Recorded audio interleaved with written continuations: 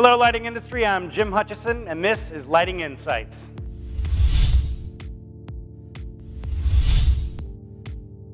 This month's episode is all about using your fixture's gobos to make awesome looks for both live shows and camera work.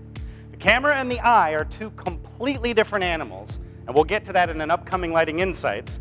But for the sake of the internet, let's just assume what we're discussing today is the pictures that we want to create. First things first, let's check out some gobos. When you're setting out to create cool beam looks with your fixture's gobos, there are several things to keep in mind. The size and complexity of your gobo, the focus or lack thereof of your gobo, the rotation, direction, and speed of the gobo, and how the fixture is interacting with other fixtures in the rig.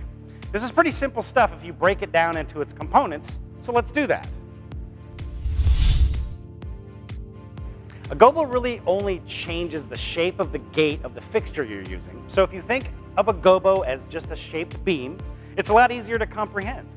What you're doing is just creating several shafts of light with your initial beam, and how you position those individual beams then becomes very important.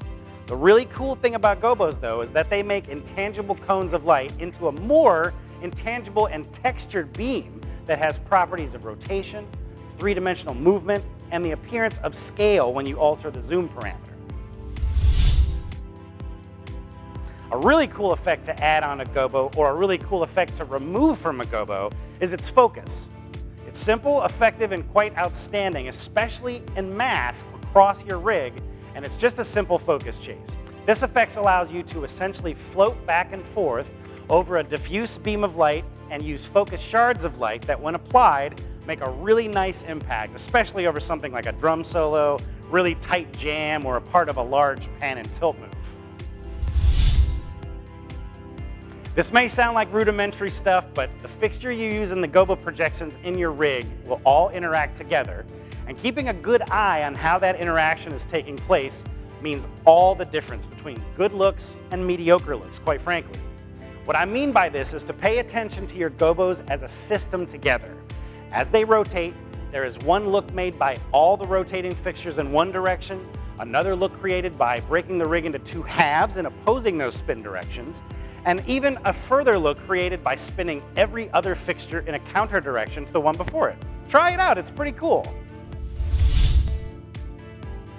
Adding rotation and direction to your gobos is another really excellent way to bring another level of creativity to your gobo looks. One definitely cool look is opposing spin directions, either clockwise or counterclockwise, both with completely different appearances. The speed of your gobos also plays a major part, as a gobo that is spinning at its full speed, even though it's a pretty cool looking effect, might not be as effective as something spinning very slowly. Something else to keep in mind, when designing your shows, having independent speed control of your gobo looks is an excellent idea. I like to program in a speed master for all of my gobo effects. It really allows you to use the rotation of the gobos to your artistic advantage, especially when you're busking. I can't make that clear enough. I'm Jim Hutchison for CHAUVET Professional. We make lighting insights to make you light better.